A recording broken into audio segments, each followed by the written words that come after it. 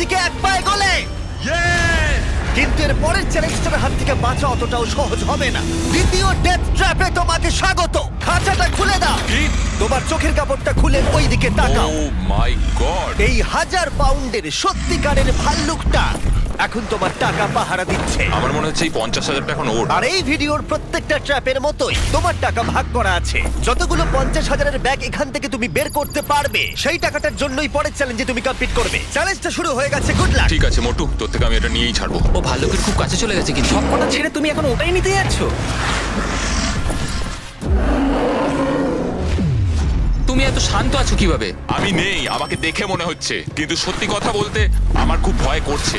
ভাল্লুকটা কিন্তু তোমার দিকেই তাকিয়ে আছে। ঠিক আছে, একটু সাবধানে ভাই।